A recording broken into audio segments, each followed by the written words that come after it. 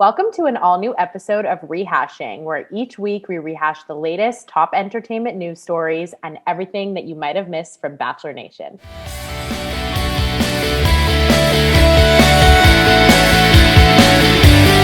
Hi, everyone. Hey. How's it going? So good to see you all. It's nice to see you all when it's actually light out because of the daylight savings. So makes such a difference.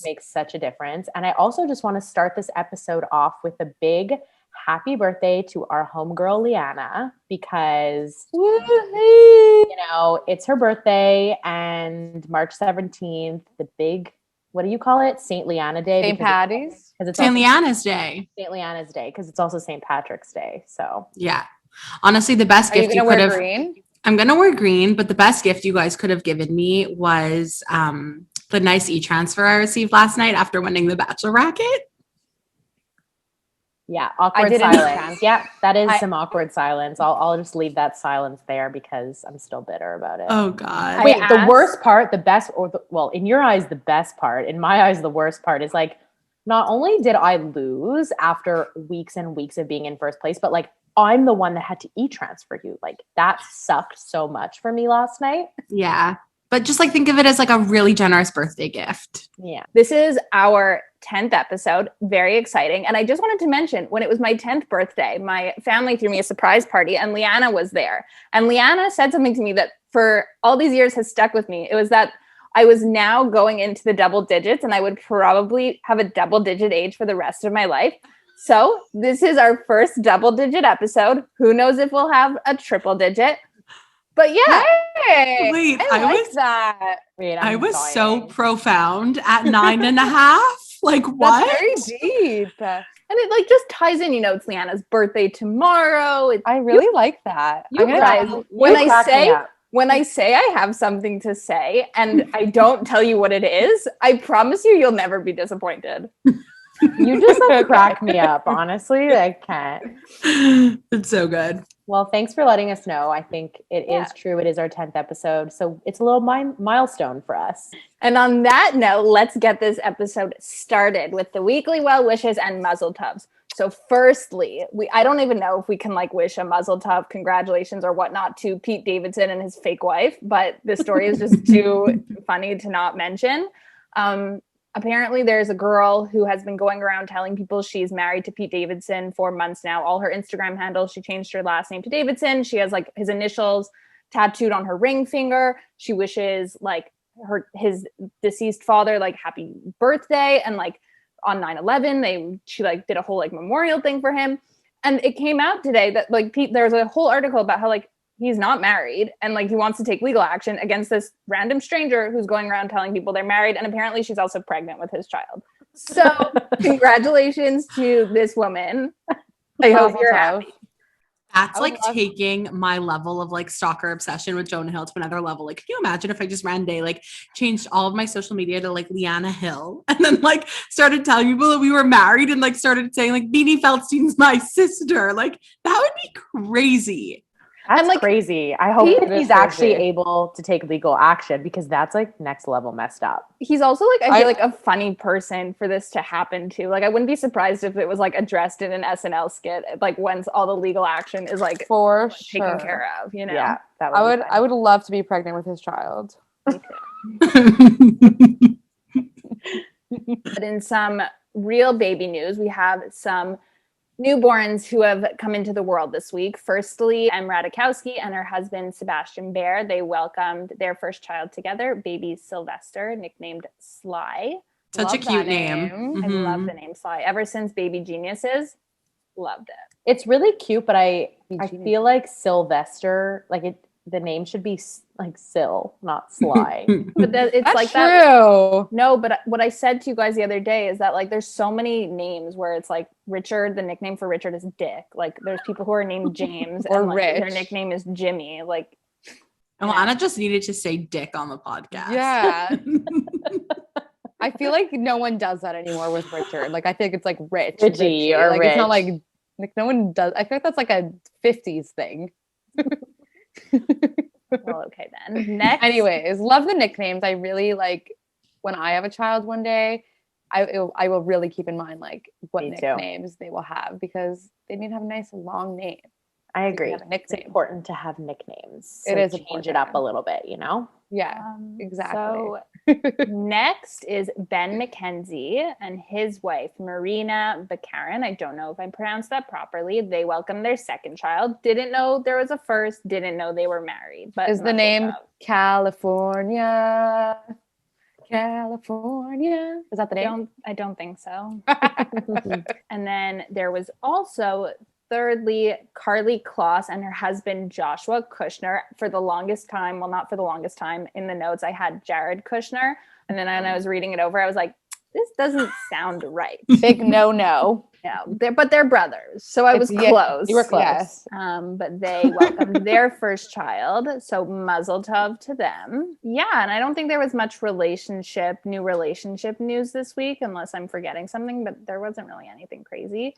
But congratulations to Hailey Bieber. She came out with a YouTube channel that is just everything I could have ever wanted. And I just wanted to send like some positive vibes her way because I'm very looking forward to the videos. Thank you for giving us the content that we need, that we want, that we've been waiting for. Exactly. And lastly, congratulations to all the Grammy winners. I had I know we'll get into talking about the Grammys now because it was a huge part of the last couple of days, but like the Grammys are just the best night of the year for me. Like I always looked forward to the Grammys, and Leanna, I think you feel me more than anyone else here, of course, but I wasn't sure what to expect for this year. Like I think I said this to you guys the other day, like I didn't look into what the Grammys were doing at all. Like I think the day of I was like, who's performing? Like for whatever reason, I just like didn't hear anything. I didn't see anything. And I was like pleasantly surprised. Like I thought that they did a pretty good job other than it literally being like the TikTok awards, because I feel like every artist and every song is just all from TikTok, which Literally. is crazy. But other than that, I thought like their execution was pretty good. So. Yeah, it was like one big concert. I love how it started off with like performance after performance after performance. There was no like chit chat. The weird part to me, I didn't really understand like the little interview interstitials that they were like slipping in there. They were doing those like little one-on-one pre-recorded interviews. I didn't really understand the purpose of that, but like I get that they had to change it up and do it different because it needed to be COVID safe. No, I thought that you mean like the interviews that were like on video. Yeah. I think they were showcasing the people that were nominated for record of the year. But they don't normally do that. No, they don't. But I think that that's like a Golden Globes thing. Yeah, it's a Golden Globes, Oscars thing, but maybe because they felt like they couldn't really do a real red carpet or actual proper interviews with the nominees, maybe that was like their way of tying it in. Yeah, maybe. Anyway, the performances were amazing, but let's just like briefly talk about the highlights of the awards. So album of the year went to Taylor Swift for Folklore, which I feel like everyone was on the edge of their seat waiting for because she hadn't won an award till like the very end. Oh my God. I couldn't sleep waiting to see if Taylor Swift was going to win album of the year. I couldn't sleep. Your sarcasm is not appreciated here. Yeah. Then record of the year was Billie Eilish, Everything I Wanted. Amazing song. Her acceptance speech was so crazy because she literally was like, I'm not worthy. I don't want this. Like it should be Megan Thee Stallion. Like you are my God. Like she was just praising Megan Thee Stallion up, down, left, right. It made me think of when Adele won the award. Like I don't know when it was, a few years ago. And she just was like, this should be for Beyonce because Lemonade is the best album I've ever heard. Like it was very of that vein. That's kind of awkward to like the other people nominated. You know, like she's only like kind of like singling out one other person. It's kind of ox. No? I guess. But like, it's just also very on brand for Billie to like not think that she's deserving, even though she's so friggin' talented. It also makes me like even happier that she won. Like I don't not like Billie Eilish, but I'm not like her number one fan. I actually watched her documentary. I didn't tell you guys, but I really do like her. I think her and her brother are like two of the most talented people I've ever seen in my life. Yeah. But it just makes me like her that much more when she like gets up there and she's so humble. Like you could just tell that she genuinely makes music and sings, like not to win awards, not to be famous. Like she does it because she loves it, you know? Yeah. And that like makes me happy. Yeah. I just think like she like as long as they keep producing music together, like they will win record of the year like every year, just because they're so talented and their techniques that they use, like they're just unique and like it's hard to, no matter what, like it's hard to compete with them. Yeah. I have a question. What's the difference between album and record? Record is a song, album is a whole album. Well, but record, I think, like, has to do with like the whole production of the song versus like song of the year, which is like just the song itself. Speaking of Megan Thee Stallion, though, she won Best New Artist, which I feel like everyone was expecting because she's just like dominating the charts right now. And then Song of the Year went to I Can't Breathe by HER. I think she's so freaking talented. I know we spoke about her a few weeks ago when she was on the Super Bowl when she sang America the Beautiful, but she's something else. Yeah, I love her a lot. One other person that I wanted to mention is Beyonce, because I know she didn't win like a notable particular award, I guess, but they said that she broke a record for the most Grammy wins ever by an individual female. Yeah. But she won 4 Grammys, I think, on so crazy. Weekend. And Blue Ivy also won one. Yes. Yeah, I saw that. Her. So she may have won as like the youngest recipient. One of the youngest of all time, I think, is what they said. I don't know if she was the youngest, but one of the youngest. And one other notable mention that we have to talk about is Dan and Shay, because they're just Dan and Shay, and they're the best. And I'm so happy that they won. Oh, hey, right. Wait. They won 10,000 hours. I was half in and half out of the episode, so I forgot that happened because I didn't see it happen, but I had heard it happen. Yeah. The highlight for me, because I just need to bring it up, because like, when do I not talk about him, is Harry Styles. First of all, like, thank God he won for Watermelon Sugar, because I was just like, if this doesn't happen, like, God strike me now. Like, this needs to happen. But him opening up the show in that goddamn leather suit, shirtless with the boa, I was dying. Then him dancing, I actually thought that I was just going to be like taken right then and there. Like, I thought that my soul was going to leave my body. He, honest to God, in 50 years from now, when our great-grandchildren, I don't even know, are like looking back at music, they're going to look at that picture of Harry Styles, that black and white picture that I put on my Instagram story that I sent you guys when I was like, gotta go. They're going to use that picture and be like, this was the sex god of the 2000s, like of the new millennium. Like, he's great. Out of this world. He ages really well. Like, I was gonna say better with age. Like, I just like have like a like deep love. I'm on the One Direction side of TikTok now, which I like send Leanna videos like maybe 35 times a day. Yeah, of him. It's the best. It's the best side of TikTok you could be on. And for someone who only watched like maybe 30 minutes of the Grammys, I'm really happy I watched that part. I'm happy that he opened the show too. Like, I thought it was great. Yeah, it was amazing. There were so many good performers. I don't even know where to start. Like, but Taylor was also crazy because Taylor Swift, I was watching it and I was just like, what is happening? Like, what are the Easter eggs? What do I need to be looking for? Like, there's a million subliminal messages. So like, show me them. And my sister is texting me like, she's wearing blue and gold. Like, we know that blue stands for this and we know that gold stands for this. And she's on top of the house. And this is the attic from the Lover video. So that means that I'm like, Rachel, my head is going to explode. And since then, people have dissected everything from like the headband on her head to the beams in the video, like in the background. There's all these subliminal messages. I don't believe it. There's a whole theory that she's doing a duet with Harry Styles because her dress had a sunflower on it and the actual dress never had a sunflower on it. She added it, and Harry Styles has a song called Sunflower, and they were seen talking to each other. So people are saying now there's a duet together. Okay. Do it's out of control. Which has this much time? Like, can people just enjoy? Like, I enjoyed the performance. She but 3 songs. Yeah, no, that's not enough. If you're a Swiftie, it's never surface level. Well, I'm not a Swiftie, so there you go. I'm sorry. I like her a lot, and I think she was great. I just feel like maybe she just wants to sing a song, you know, and like everyone's just reading. No, because she has created this like brand for herself where like everything that she does is like in these like codes, you know what I mean? Like, everything that she does ends intentional, up being hidden, and then it comes out. So I don't like her. I think the craziest part, well, it's not like the craziest part, but she confirmed that Ryan Reynolds and Blake Lively's third kid is named Betty, right? Like, people weren't sure. People were saying that like Gigi's daughter was named August, and like, were there other names that people were speculating for Ryan? I don't think so. But I have a question. How is Taylor Swift such good friends with Blake and Ryan? Like, I don't know. Where does that come from? I think they just like met and they bonded. Maybe, I guess. Just, you know, that celebrity world. Like, but like, I also thought it was crazy too. She's like, so like Joe is the person that she'll always perform her songs for first. And then she goes, and James, Inez, and Betty's parents are the second.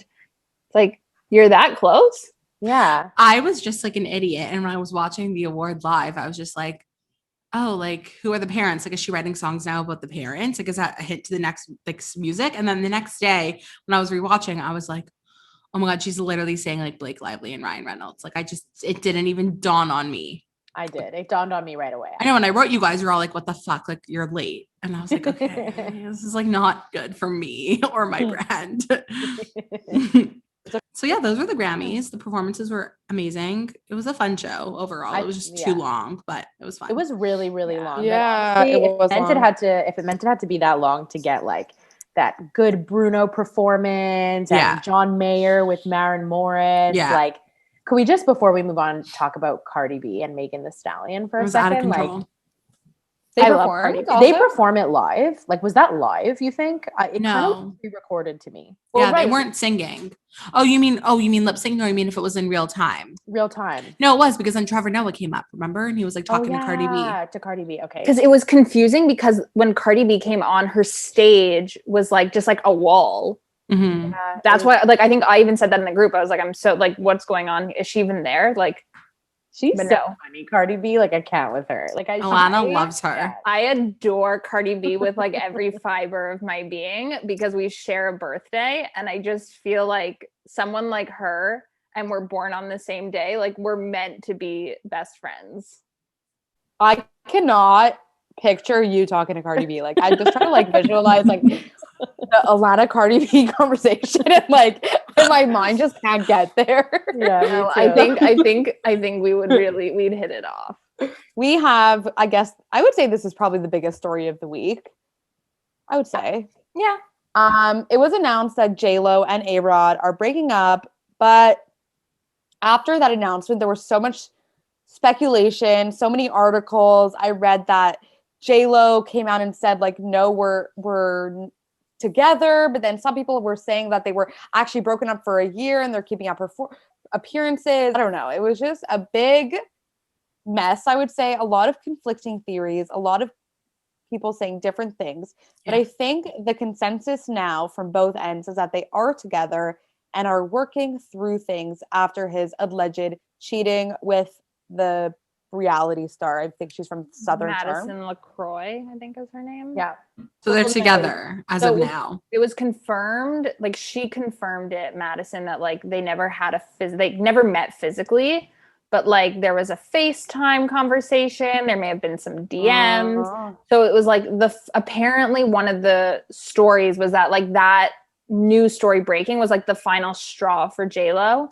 I would just like to say one thing, like, who would cheat on J-Lo? That's what I said. Like, you're never going to find better than that. Like, she's literally talented in all realms of her life. And like, what is wrong? Perfect. You have a problem if you're cheating on J-Lo. He actually did, like, TMZ caught him on camera. I don't know if you guys saw this. Yeah. He was coming out of the gym or something, and they basically were like, A-Rod, like, tell us, like, are you broken up with J-Lo or whatever it was? And he basically was just like, no, we're not broken up. And then 2 seconds later, the camera caught him again, and he was on the phone saying goodbye. He's like, okay, bye, baby. See you soon. So everyone was assuming that he was talking to her on the phone. I mean, it could have been his daughter. Like, it could have really, it didn't, not necessarily was J-Lo, but people were just speculating that it was her. So, well, I don't believe anything until an official something comes out. So we'll see. Well, another like flag rouge is that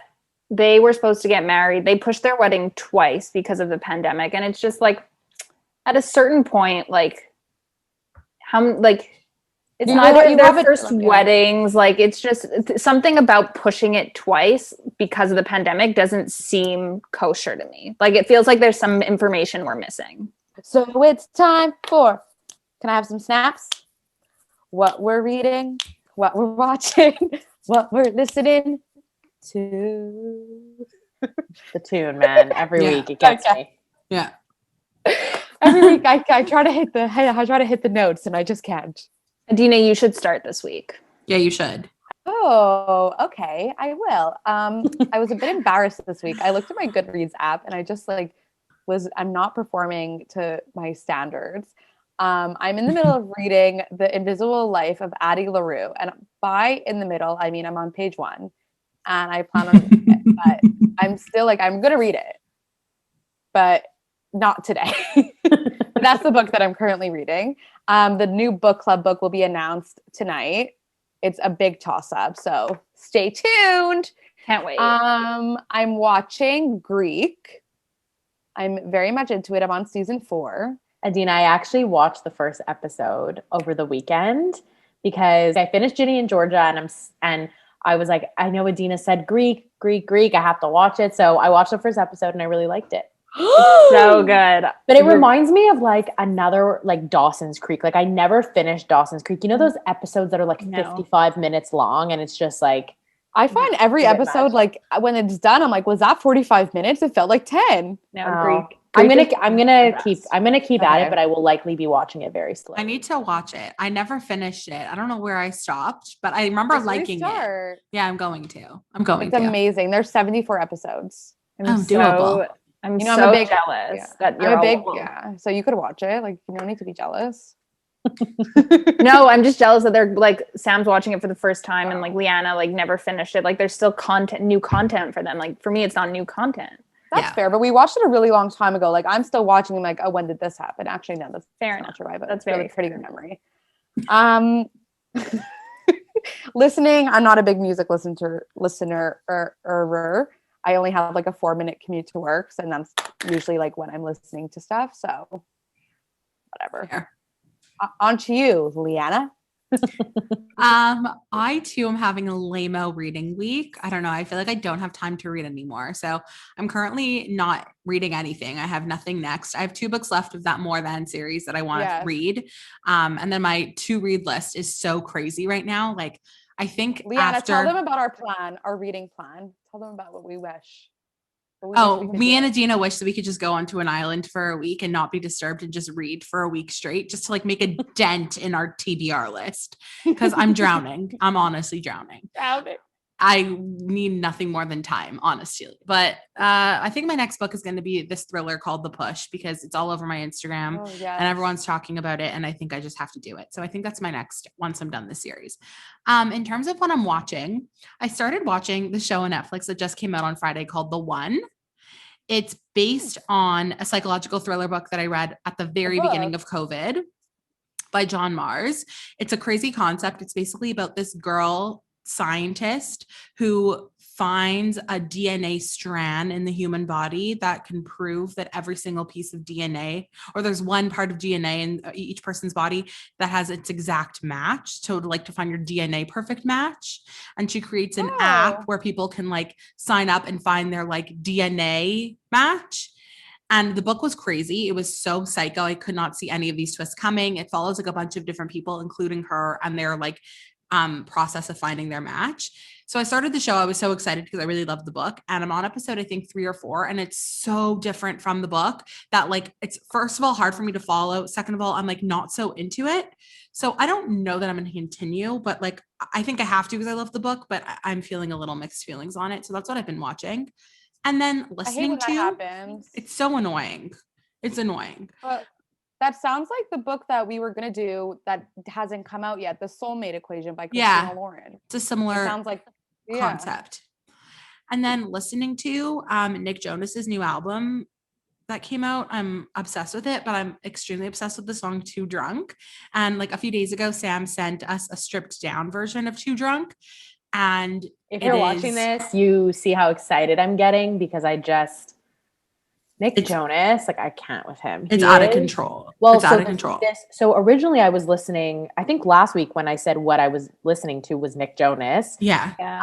Now his deluxe album came out. So on the original album, I loved the song Too Drunk. And then on the deluxe album, I realized that he did a chill version of Too Drunk and This Is Heaven, which is already 2 great songs already. And you know how I feel about an acoustic like version, piano version, whatever it is. And this Too Drunk, it's so good. Like it is so good. Leanna made such a good call. You have to tell us what. I said that it sounded and reminded me like of the song With You by Chris Brown, like the guitar part. I love that song. Yeah, Adina, you'll love it. You're going to love it.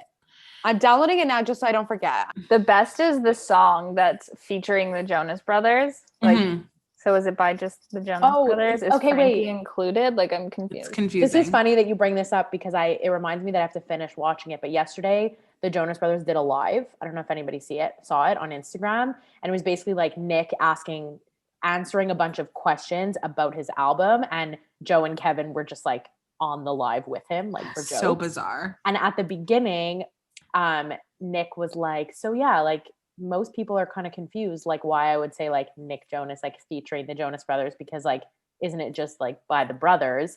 But apparently that song Selfish they had originally written it because they have, I think he said like 80, if I'm not mistaken, like 80 songs written by the Jonas Brothers that they have yet to release, that they're going to be releasing. They're going to do new albums, like all this stuff. And eventually all of them will be released. Selfish was one of them. And then for whatever reason, in the end, they decided, you know, he was doing this deluxe album. He wanted like something really cool. And so he asked the brothers, like, can we put this on my album with all of us being featured on it? So it's basically just the Jonas Brothers. Exactly. I just got so confused because I had a Nick Jonas song in my head and I thought it was Selfish, but it's Jealous. Jealous. Yeah. Jealous is so good. Me and Sam love the gospel version of Jealous. I love all the like the stripped down. Yeah.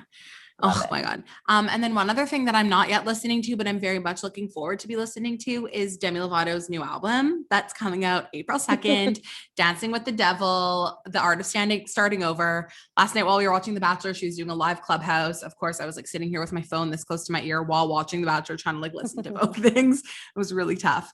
But I can't wait. That's like the best delayed birthday present. She always, you know, comes through on my birthday, that girl, whether I'm front row at her concert, sending me a tweet or giving me new music. We have this going on now. So very excited about that. Okay. So I already obviously talked about what I was listening to. Nick Jonas, Too Drunk is like my jam right now. In terms of what I am reading, I started the book called The Hating Game. I think that's what it's called. Yes. I'm not very far in. And I anticipate having to stop it once you announce the book club book so that I can focus on the book club book. You know the drill, you know how it is with me. But the first like couple of, you know, pages, it seems like very light and airy, and like something that I would enjoy. So I will definitely finish it eventually. I sadly had to delete The Comeback off my currently reading on Goodreads. I don't know if you guys saw it because like I just didn't finish it and the book club's over. So that's done with. And in terms of what I'm watching, like I said before, started the first episode of Greek. I finished Ginny and Georgia, and I'm watching New Girl. I'm not watching anything else at the moment. You know, this week was a big focus on the Grammys and The Bachelor. So that's me. Love it. Thank you for sharing. Thank Alana? you. So I'm reading Verity. I'm not really sure how I ended up reading it, because it's not even on my Goodreads. It wasn't something I was like interested in reading, but I needed something quick and like, it's fine. Like, I'm curious to know what happens, but I also just fine.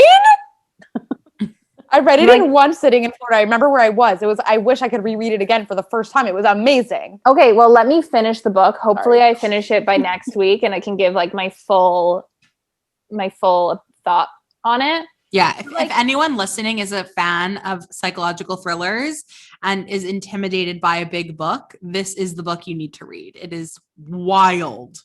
It reminds me of Layla. I'm not gonna lie. Like, you cannot tell. Trust me. But like, the writing style is very similar. Like the suspense is very similar. Like I'm getting that same vibe.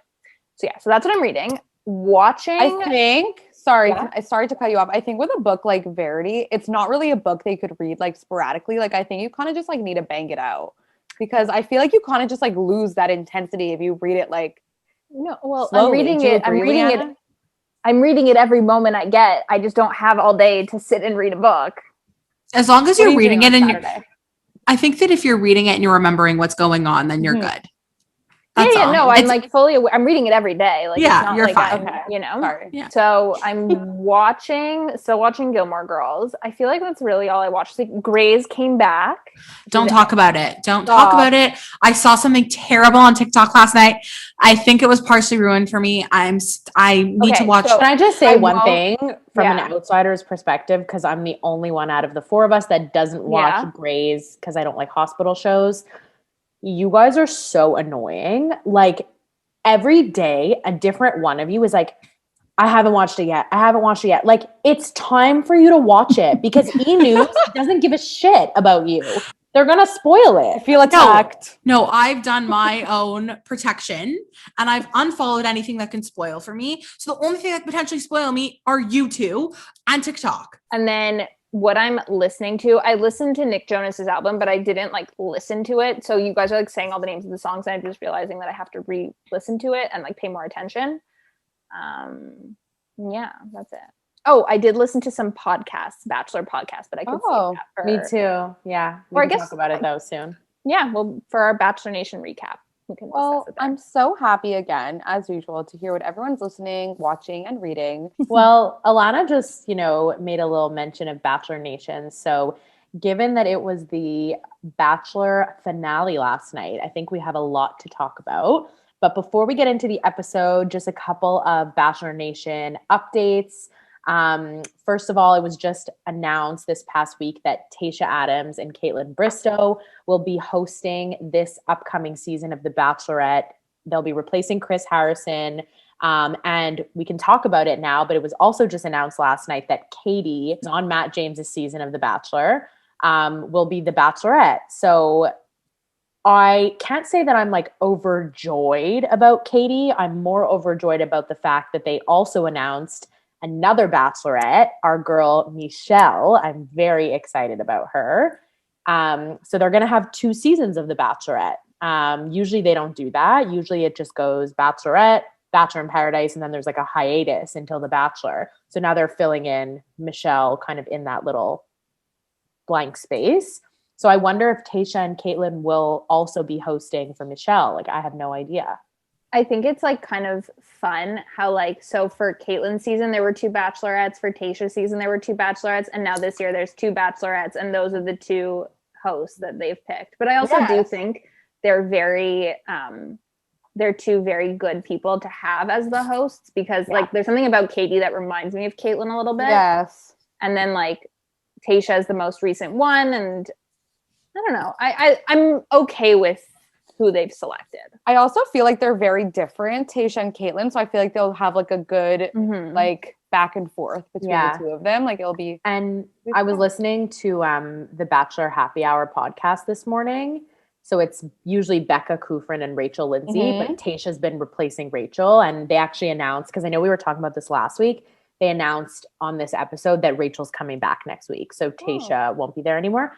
But basically they were talking about it and Becca was just saying she's so excited for Tayshia and Tayshia seemed super excited about it. And she's like, I can't wait. And I feel like we're going to be able to offer some really good advice. And I don't know, everyone seems really excited about it. So I think that's some really good news in Bachelor Nation. I feel like the hosts, like Chris Harrison, for example, like he never really serves a real purpose except for like moving the show forward. Yeah. But I feel like now that they have Kaitlyn and Tayshia being the hosts, like that can add a good element to the show of like self-reflection or like where you at or our experience. Like it's a good conversation starter, I think. Like when they bring in these former leads for like episode appearances to talk with them, except this is what it's going to be the entire time. I do like that they're replacing him with like other leads from Bachelor Nation. I think I would have been like a little disappointed if they brought in like a completely new fresh face to like join in. There's like keeping it within the fam. I think that's the right move for them. Well, if we learned anything this season, like from Matt James being like a person who's never been on Bachelor Nation before, like we just know that that's like not the right thing to do, to bring someone who's never been on The Bachelor before, other than Emmanuel, who did a really good job last night, which we'll get into. But I think for a full season, it really has to be somebody who understands the process. So that's really exciting. And just on the note of Tayshia and Zach, actually, there have been some rumors this past week that they broke up and our group chat was going wild. Like everyone was like, I will die. I can't, like if they break up. My sister, who is like Emily, she is not a big fan of The Bachelor, but she's obsessed with Tayshia and Zach because she watched the season. She's like, Tayshia and Zach or die. Like that's literally how she feels. She was freaking out. And but anyway, Tayshia put all the rumors to rest. She got on her story and she's like, sorry, I was getting my ring sized. Like, can you all relax? So I think the best, I think it was Jamie in the group chat. She like sent a picture of Tayshia, and it was before she like made the announcement. She was like posting something else on Instagram, and Jamie's like, her eyes look puffy, and I didn't want to get into it with her, but like, no, they didn't. she did say that. I also I like literally stared at the picture. I'm like, these are not puffy eyes.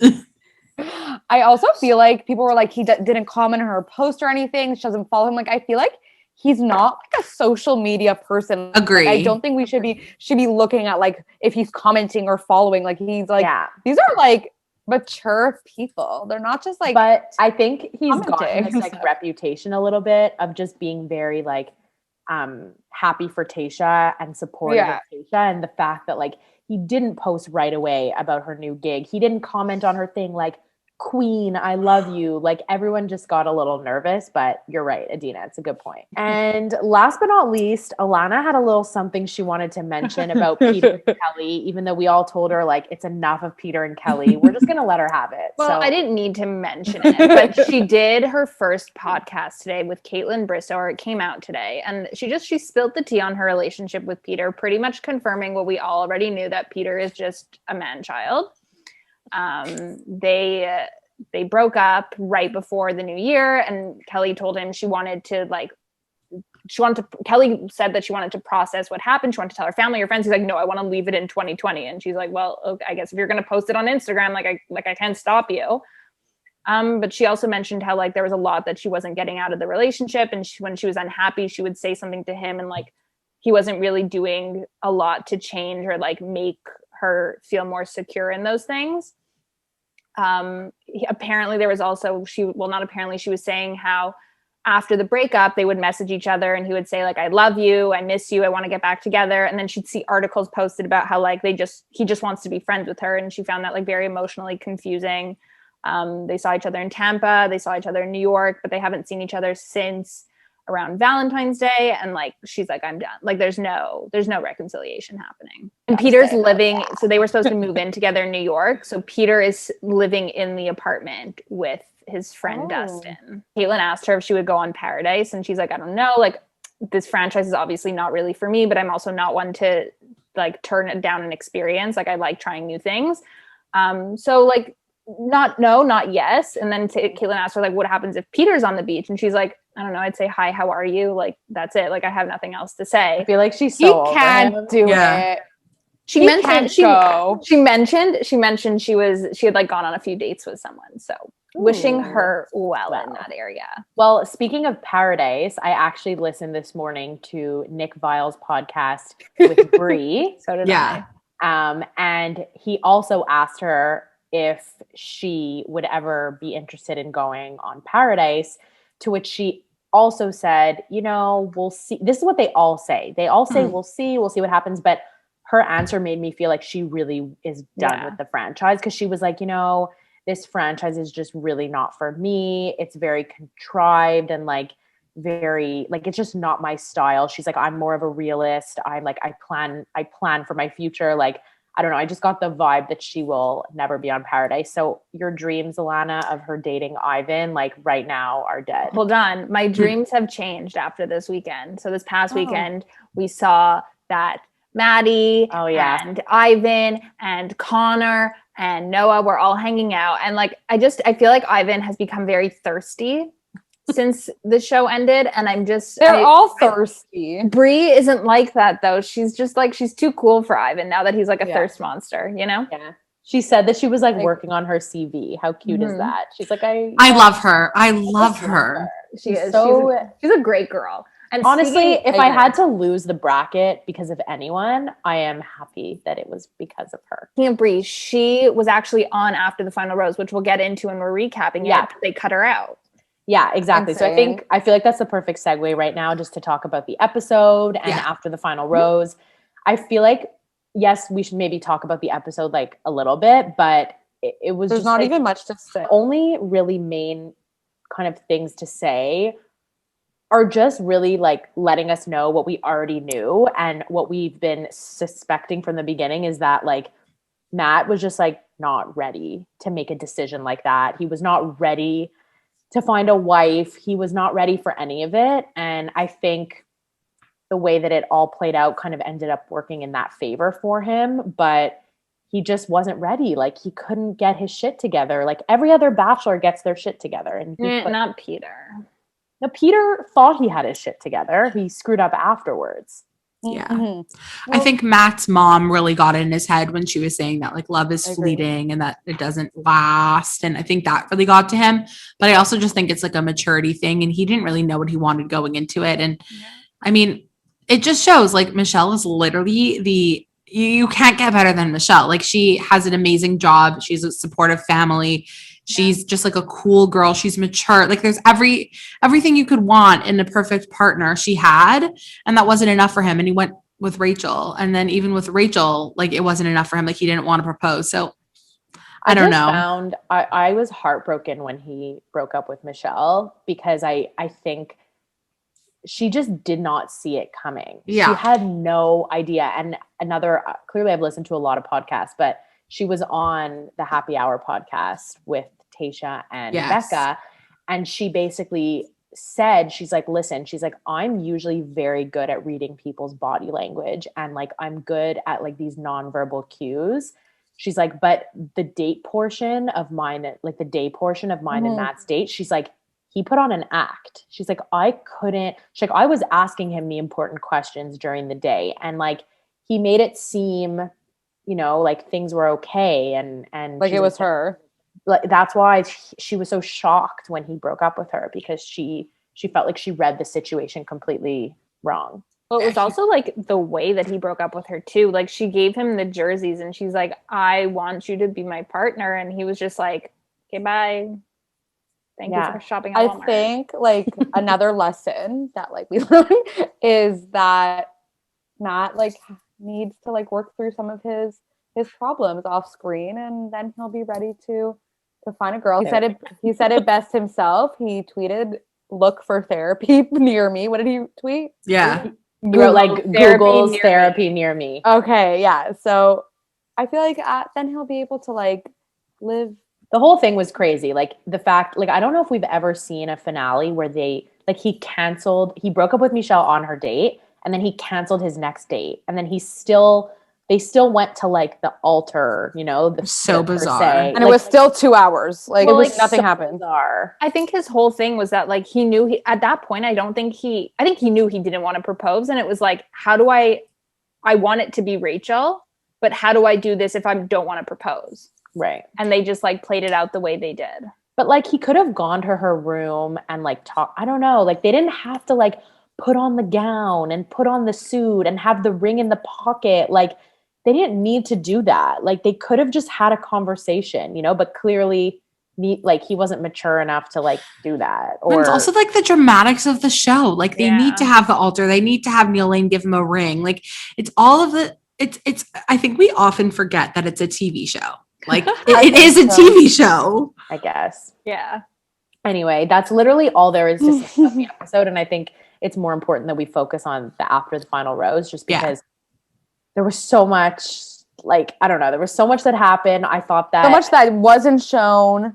Yeah, there was so much that wasn't shown. Like that's what Alana was saying before, that Brie admitted that she was at the after the final rose. She didn't have a conversation with Matt, but she said she had a really good conversation with Emmanuel, with the host, and she wishes that it aired, because she said that there were a couple of things that she mentioned about her job and things like that, and about her experience, and they just decided to edit her out. Well, so the thing is, in that podcast, when she talked about how like there were things that were edited out with her, not just like from after the final rose, but during the show, she talked about how like there was a lot that was filmed about her quitting her job, and she wished that aired on TV, especially with everything that happened this year. But like, I wanted to tell her, like, that's not what this show is about. Like, they don't care that you had to quit your job. Like, they want you like either causing problems or having a connection with the lead. Like, that's it. They don't care about your personal life. Yeah. They film so much extra footage because they don't know what's going to happen once it's all done and how they have to cut it. So they want to explore every single avenue and every single angle when they can. But it doesn't mean that it's amazing. On the finale. There's no picture. There's no pictures, because another clip that was cut out was that Rachel and Michelle had to sit down and spoke, and we didn't see that. And there's clips of that. Like there's like images of that. But there's no image of Brie, and she probably looked better than anyone on that stage. Yes, 100%. I agree. On a more serious note, I thought that Emmanuel, like I said before, did a really good job. He asked, I think Leanna said it best, like he's asking all the good questions, all the hard questions. He's like not letting anything slide, really. He was asking everybody, you know, he even asked Michelle, like, what do you think about what happened with Rachel? Like, he really was asking everybody. He wanted to get like the full picture, which I thought was really good. I think we first have to just address, because we haven't even said it yet, but Matt and Rachel have since broken up. That was what had happened. Her scandal broke, and then like it took a toll on their relationship, and it wasn't something that he was able to move forward, get over. Yeah, it wasn't very clear about what it like. I find it was very vague as to why they broke up. Like, we know that it was because of the scandal, and like it was a big deal, and it was hard for him to accept. And like he was saying how she doesn't see his blackness or whatever. But like, part of me also wonders, like, if he really loved her and like wanted to make it work, why couldn't he support her through this learning? Why did he have to leave her in order for her to do this work? There's two things I think that are really important. The first thing was that Emmanuel made a really good point, which I feel like we've kind of talked about here a bit, but about how what Rachel did was like racially insensitive, but she's not a racist, right? Right. And that's what I think really everyone needs to like understand, is that people could do things that are racially insensitive or do things that are racist in an action, but that doesn't make them innately a racist person. And I think that what Matt was trying to say in his conversation with Rachel, even though he wasn't really saying so much, is that when he tried to explain that to her, that her actions were racist, whether she was doing it intentionally or not, I think that she wasn't able to acknowledge that at first. Maybe. I think first she was kind of like, it was in 2018, it was just a party, I didn't know. And he was probably like, okay, I get that that's what you're saying, but I'm telling you that it's hurting me now, and you need to acknowledge that and sincerely apologize. And I think that she was probably be a bit combative on that. And then he said it even again when he was like, how can I marry somebody and have children with somebody that this is how they publicly view and feel? Like it's a real, we can't relate because we're not people of color. So but like, it's clear that it was a very, very an emotional and really hard conversation and decision for him. And like, I don't doubt for a second that Rachel was totally in love with him, and she looked so upset. And like, I feel bad for her. I do feel bad for her, but listen, like at some point you have to take accountability for your actions, and like, this is how it is. And if he can ever find it in his heart to forgive her, then maybe he will. But like, I understand why he can't and why he won't. Something that I did appreciate though, and I've seen it a bunch online, is that a lot of people were happy with how Rachel approached the filming last night. Like, she didn't come on like trying to defend herself. She didn't come on trying to like, you know, do anything really intensely. She just like listened and she responded, I thought, as mature and as thoughtful and educated as she possibly could have. And I don't know. That's kind of how I took it. That's how I saw it. I agree. Like, just to go off that, like, I feel like in our group chat and with other conversations that I've had, like, a lot of people were saying, like, they weren't saying anything. Like, they were kind of like there was a lot of silences. And, like, at the end of the day, they're real people, you know? Like, they don't have a script of, like, their emotions. And, like, I feel like when I, like, have an emotional conversation, like, I could shut down. And, like, just because they're on TV doesn't mean that they could, like, just, like, flip a switch and, like, have all this, like, things pouring out of them. And I thought it was, like, very real that they were so, like, quiet and awkward and this. And there's also, I wanted to note that, like, they broke up over the phone and they hadn't seen each other since they broke up. That was the first time they saw each other too. But also, like, I'm surprised you haven't pointed out, like, it's COVID. Like, maybe that impacted them seeing each other. No, they live in different cities and the season wasn't over. They only get their happy couple weekends. Yeah. Oh, yeah, exactly. That's what I'm saying. So it's not that bad that, like, they were on the phone. Like, they didn't really, like, I mean, choice, like, right? I would be pretty hurt if, like, I was broken up with over the phone. Yeah, for sure. I also found it interesting kind of when Matt was explaining the timeline of their relationship. Like, I found it a little bit hard to keep up. I don't know about you guys. He said, like, at first when the images came out, he stuck by her. They kind of continued on. He was trying to, like, you know, get in her headspace and try and see if they could come to an understanding about everything. And then only like a while after did he end things. So I'm wondering if it's because at first he was genuinely trying to see if they could have real conversations about it and they could move forward. And then maybe he was like, you know what, like we're never going to be on the same level. It's not possible.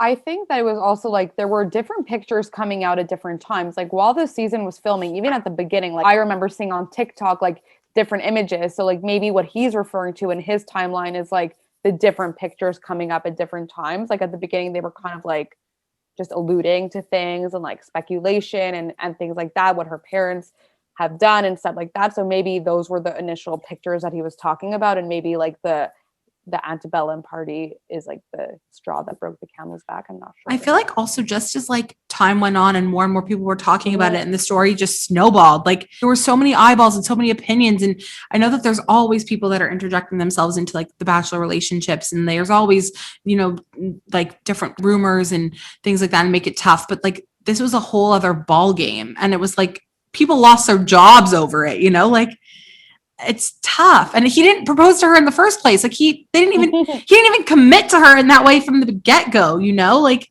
yeah, there's something in my gut in that like we're missing, just because like, so the other women from the show, they've shown on Instagram, like they're supporting her. They like, there's no ill will towards her. Even Brie mentioned, like she reached out to Rachel, like to show her support and show that she's there for her.